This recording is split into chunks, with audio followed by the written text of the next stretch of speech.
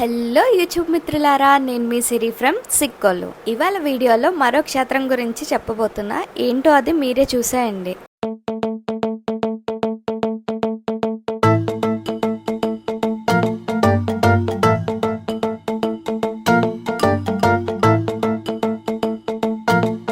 మన భారతదేశంలో అనేక పురాతన ఆలయాలు అయితే ఉన్నాయి. వాటిలో కొన్ని టెంపుల్స్ మాత్రం కొన్ని వేల సంవత్సరాల కిందట నిర్మించారు. మన దక్షిణ భారతదేశంలో తమిళనాడులో కూడా చాలా ప్రత్యేక ఆలయాలు అయితే ఉన్నాయి. వాటిలో చిదంబరం ఒకటి. ఇవాళ వీడియోలో చిదంబర ఆలయం వింతలు విశేషాలు ఏంటో తెలుసుకుందాం. చిదంబరం తమిళనాడు స్టేట్లోని కడలూరు జిల్లాలో వెల్లార్ నది ఒడ్డునున్న ఒక పట్టణం. భూలోక కైలాసంగా సుప్రసిద్ధమైన ఈ చిదంబర నటరాజస్వామి ఆలయం ప్రపంచంలోనే అతిపెద్ద శివాలయం. సాధారణంగా ప్రతి శివాలయంలో శివుణ్ణి లింగ రూపంలో పూజించడం మనం చూస్తూ ఉంటాము. కానీ ఈ ఆలయంలో శివుణ్ణి నటరాజస్వామి రూపంలో పూజించే ఏకైక శివాలయం ఇది. పరమశివుణ్ణి మహావిష్ణువుని ఇద్దరిని పక్కనే పూజలు చేసే ప్రధాన ఆలయం కూడా. హిందూ మతం ప్రకారం పంచభూతాలు అంటే గాలి, నీరు, భూమి, అగ్ని, ఆకాశం అన్న సంగతి అందరికీ తెలిసిందే. వీటిలో ఆకాశానికి ప్రతీకగా చిదంబరాన్ని పరిగణిస్తారు. చిదంబరానికి అయితే మేము ఈవినింగ్ టైంకి రీచ్ అయ్యాము. అండ్ ఓన్ వెహికల్ మీద వెళ్ళాం కాబట్టి పార్కింగ్ కూడా అంత ఇబ్బందిగా ఏం లేదు. రోడ్ మీదే ఆపోజిట్ సైడ్లో పార్కింగ్ కూడా అవైలబుల్గా ఉంది. సో మేము ఈస్ట్ ఎంట్రన్స్ నుంచి ఎంటర్ అయిపోయాము. ఈ టెంపుల్ గోపురం అబ్జర్వ్ చేస్తే పైన మొత్తం ఎక్కడ చూసినా నృత్య కళారూపాలతోని విగ్రహాలు చిత్రీకరించారు.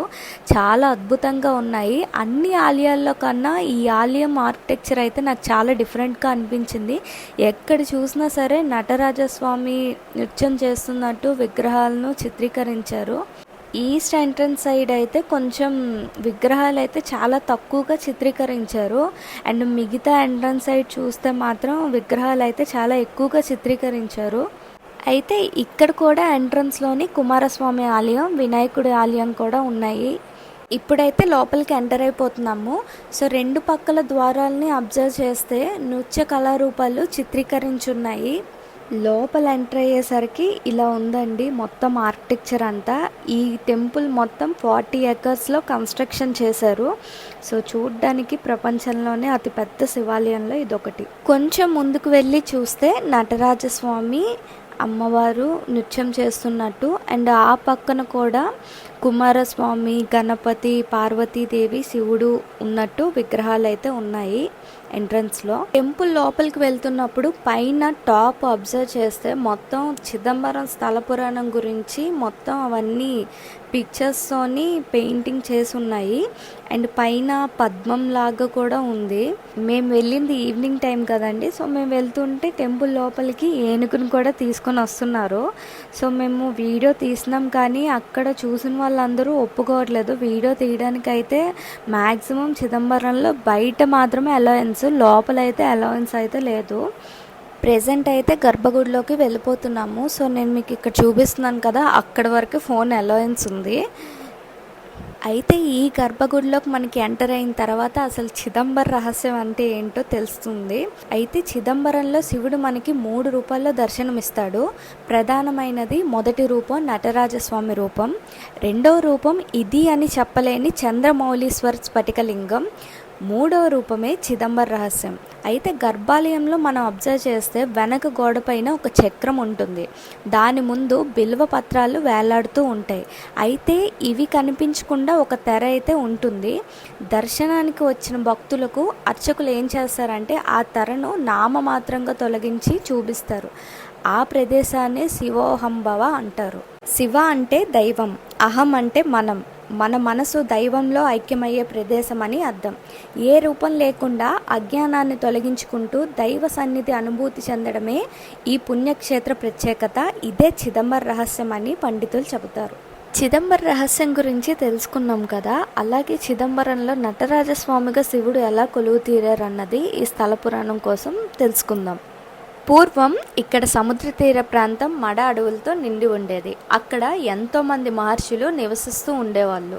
అక్కడ మహర్షులకి లభించిన తపోశక్తి వలన అహంకారం మొదలైంది. ఆ శక్తుల ద్వారా భగవంతుని కూడా ఆధీనంలో ఉంచుకోవచ్చని మహర్షులు భావించారు.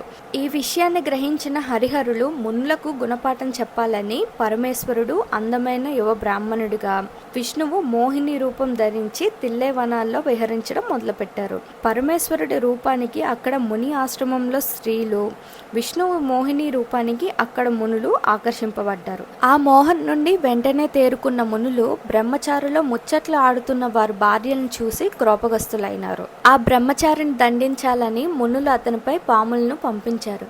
వెంటనే ఆ సర్పాలను శివుడు పట్టుకొని శరీరమంతా ఆభరణాలుగా అలంకరించుకున్నారు. తమ ప్రయత్నం విఫలం కావడంతో కోపంతో మునులు తమ శక్తితో ఒక మాయాపురిని సృష్టించి శివుని మీదకి పంపించారు.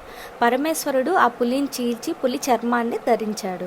2 ప్రయత్నాలు విఫలం కావడంతో మునులు మరింత క్రోపగస్తులై అజ్ఞానానికి ప్రతీకగా పేరుకొనే మాయా లకున్ అనే మరగుజ్జు రాక్షసుని సృష్టించి పంపించారు. వెంటనే పరమేశ్వరుడు నిజరూపం ధరించి అతన్ని పడగొట్టి ఆ రాక్షసుడి మీద అద్భుతమైన నాట్యం చేయడం మొదలుపెట్టారు. తమ తప్పులను తెలుసుకున్న మునులు తాము భగవంతుని అనుగ్రహం కోసం ప్రయత్నించాలి కానీ నియంత్రణ కోసం కాదని మునులు గ్రహించారు. అంతటితో మునుల అహంకారం తొలగి పరమేశ్వరుణ్ణి ప్రార్థించడం మొదలుపెట్టారు. వారి కోరిక మేరకు శివుడు నటరాజస్వామిగా తిల్లే వనాల్లో కొలువు తీరి పూజలు అందుకుంటున్నారని ఇక్కడ స్థల పురాణాలు మనకి చెప్తున్నాయి. గర్భాలయంలో మనం అబ్జర్వ్ చేస్తే నటరాజస్వామికి కుడివైపుగా విష్ణుమూర్తి ఆలయం కూడా ఉంటుంది. శివకేశవులిద్దరూ ఒకే ప్రాంగణంలో ఉన్న ఆలయాలు ఉన్నాయి కానీ పక్కపక్కనే ఉంటూ మూల విరాటులుగా పూజలు అందుకునేది ఈ చిదంబర ఆలయంలో మాత్రమే. ఇక్కడ శ్రీ మహావిష్ణువు ఎలా కొలువు తీరారో ఆ కథనం గురించి కూడా మనం ఒకసారి విందాం.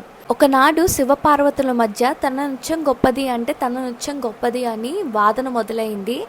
ఇద్దరిలో ఎవరు గొప్ప తేల్చుకోవడానికి దానికి మధ్యవర్తిగా న్యాయ నిర్ణేతగా శ్రీ మహావిష్ణువుని ఆహ్వానించారు. అయితే ఆది దంపతుల మధ్య జరగనున్న ఈ పోటీని చూడడానికి దేవతలందరూ విచ్చేశారు. శివ పార్వతులు ఇద్దరూ ఒకరికొకరు తీసిపోకుండా అందరూ మైమర్చేలా నాట్యం ప్రదర్శించారు.